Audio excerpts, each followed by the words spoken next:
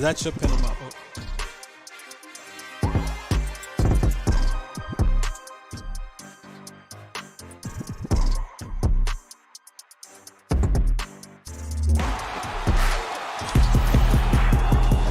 Welcome in, Cowboys Nation, to Game Day Live halftime show. Jesse, Holley, Scott Walker still. The Cowboys trail 20-17 at the half in what is looking like the setup to be a shootout. Yeah. On pace for a 40-34 type of game. Can't say I didn't see that one coming, because I didn't see that one coming. But here we are, man. Both mistakes on each side of the ball have allowed the teams to kind of get points on the board. Dallas is losing 20-17. Very up and down game from both teams in reality. But where you at right now? What's your thoughts on this half? You know, I want to say this, and we go back and forth all week long, nationally, locally, on the Dak Prescott narrative, right? So he comes out early in the football game and he throws a god-awful, terrible interception. Ain't no debating that. There's no debating that. To Sweat. Worst throw of the year. But what I always appreciate about Dak Prescott is his level of cool, calm, and collectiveness. Yeah. Right? After you go and you throw an egregious interception, what do? You calm the troops. You come back, 14 plays, 75-yard drive for a touchdown.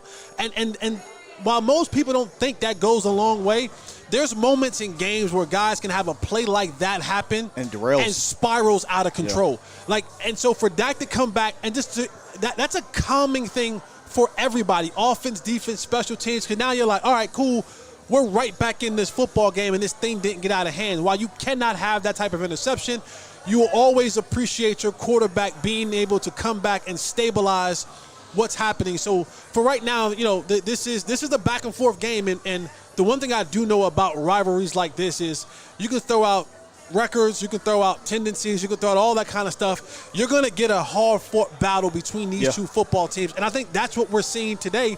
And you mentioned it in the pregame show, this thing can sometimes go either way. And you know, 20-17, the Eagles are up right now, but this is anybody's football game, and you're a mistake or two away from losing the grip on this football game. So you love these games, you love to be a part of these games, and here we are at halftime in a tight battle. I want to say, since the pick, the only incompletion from Dak was the jump ball to Michael Gallup, which was a misread. Plus, I say misread, I think he misread his jump. Mistimed. I'm sorry.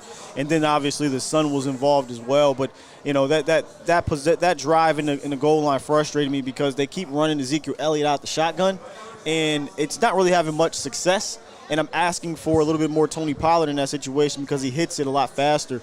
And they decided to wait to throw the ball till third down. And when your quarterback is dicing them up in that manner, I say, okay, put the ball, trust your quarterback if you're not having success on the ground, which they really aren't, but they're sticking to the number, right? They want to hit that number, and right now they're being balanced. Dak has 18 attempts on 16 completions for 158, a touchdown and a pick.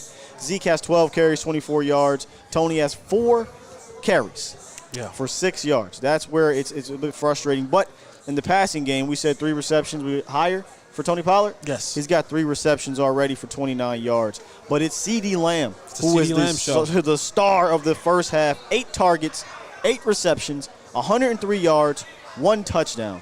He is absolutely chopped and screwing this Eagles secondary, and I think they need to come out and say until they show that they can stop us, that's the guy I'm going to early and often. And the thing that Kellen Moore has done well today is the versatility of where you're lining up CeeDee Lamb. If you watch throughout this game, he's lined up everywhere, inside, outside, left side, right side. Motion and everything that that's what we've been asking to see from your number one receiver is, hey, don't just limit him, putting him in one place. Move him around and allow him to eat on every single side and every single part of the football field. And he's been able to do that this first half. Only the second receiver in Cowboy history to have 8 receptions and over 100 yards since 1993. And the great, my boy, Michael Irvin was the one who did it back then. But for the way that CeeDee Lamb is going off, we still have those glitches with Kellen Moore, right? Yeah. You get a fantastic turnover by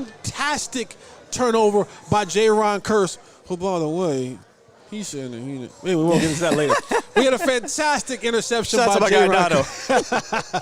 Jaron Kearse, and then you come back and you run a oh goodness! I didn't even bring that up. What was that razzle dazzle reverse throw it back thing? I mean, this is. But the thing about this is because you do not use Kevontae Turpin any other time in the football field. Right. The moment he steps on the football field, alert!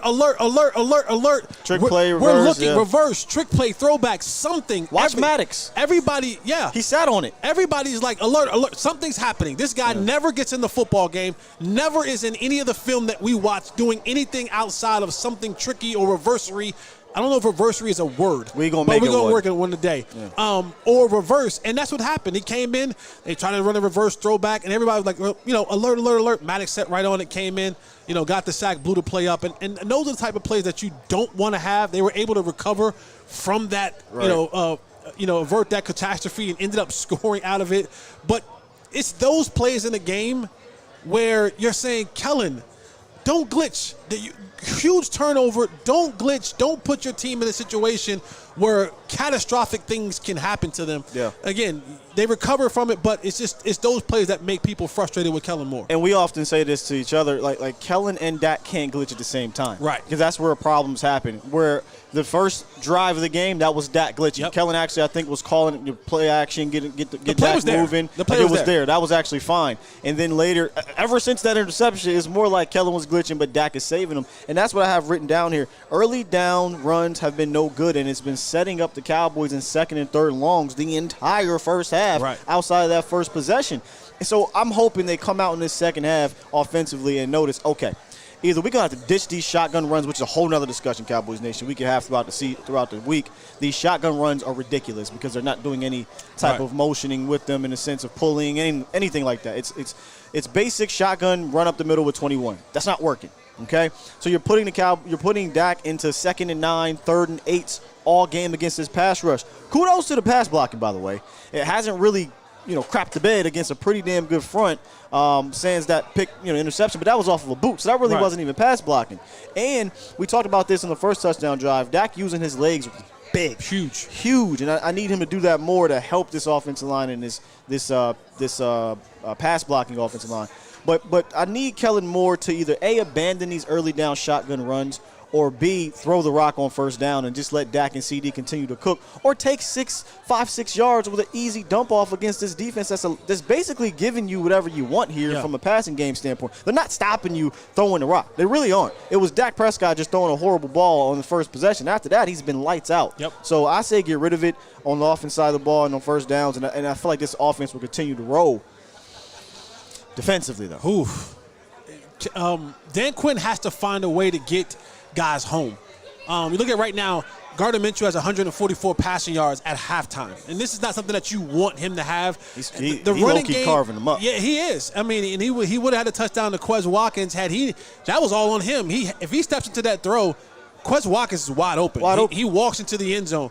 The thing about Dan Quinn is that on certain downs, like 3rd and 5, why are we playing guys 7 yards off? Talk about glitching. You're right. Talk about glitching. Like, if it's 3rd and 5, A.J. Brown's in the slot, they're probably going to throw the ball to him in the slant. Or Devontae Smith. Like, stop playing guys so far off let him come up and challenge a little bit on those third down situations. Don't give Gardner Minshew just an easy read to come up and throw the ball. Make him have to read through some garbage as well, and then by then hopefully you get somebody home. But the defensively, you got to figure something out because outside of that heroic interception by Jaron Kearse, which was spectacular, they're not stopping. There's been 2 spectacular interceptions, by the way. Yeah. Sweat and Kearse. They haven't found an answer to stop them. No. So Dan Quinn has to figure out, and I know he's limited right now, but he has to do something to figure out how can we get more pressure on Gardner Minshew and confuse him a little bit more in the passing game and not have guys running free wide open for him to complete the ball. Yeah, if we're going to put pressure on Kellen Moore to be better, we have. I know he's dealing with what he's dealing with, but we got to put pressure on DQ. 3rd and 5 with A.J. Brown in the slot. I look right to you and said, A.J. Brown in the slant. Here it comes. And I didn't expect Anthony Barr to blitz 7 yards off the ball. I mean, they haven't been dropping back and holding the rock for 5 seconds and throwing deep. It's been quick things that have been hurting you, or over routes, or a nice little double move from a tight end that's been hurting you. And they decide to blitz Anthony Barr late as opposed to staying in that hole, in that zone, and boom, first down. Same thing happened again later on. Instead of a blitz, we're playing 10 yards off the ball on 3rd and 5. That's money. That's pitch and catch. This is the NFL. That's pitch and catch. That's money. So I need DQ to figure something out. People on Twitter were saying, Sky, they are who they are. You're right. But damn it, this is a ball game, and you need to have some type of ability to adapt. And make plays. Anthony Barr. Santa Claus cannot bring you an easier gift than that interception was. It's these type of plays that you have to make as a defender to get your team off the football field, to give your offense back the ball, because they've been doing very well. If you want them to carry you, when it comes to the opportunity for you to make a play, Anthony Barr, you got to go and make the play, especially when he throws it literally right to you in the open field. So it wasn't like you had to do anything extra or jump over somebody or hurdle somebody. Like, the ball was like literally coming to you and you just couldn't bring it in. Yeah, I said this on Twitter. When the Cowboys gift them an interception, they get it. You have to, because the Jaron Kearse interception was not a gift. No, he wouldn't. That was an absolute play. Yeah. The Barr interception potential was a gift from Santa. You have to take that. It's Christmas, man. Yeah. That wasn't cold. That was a PS5. Yeah. Brand new. Not from OfferUp. It ain't got games downloaded on it. It ain't no viruses or anything like that. He gave you a PS5 with 2 controllers with the Cowboy skin on top. Yeah. And you said, nah, I'm good. I'm going to rock with this PS4. Come on, Gar. Step it up, man. Final words for halftime. We're in a ball game. Continue to play clean. No more turnovers. Yeah. Offensively, do what you got to do. No glitching from Kellen Moore. Defensively, someone has to make a stand up front. I believe that Philadelphia's going to come out and try to run the football in the second half. That's the one right there. I think this defense eventually is going to have to make a stand. We're potentially looking at a shootout here. So the defense is going to have to make a stand like it did against Jacksonville, and then the offense is going to have to finish it. Yep. That's the way they're going to have to win this game, man. Make sure you guys come back in the post-game show. We'll be here rocking, and it's been lit here at Texas Live, man. Eagles fans have been getting us Cowboy fans riled up, so I'm continuing. I know. As soon as this is done. I know. All right, man, we'll see y'all post-game show. Peace.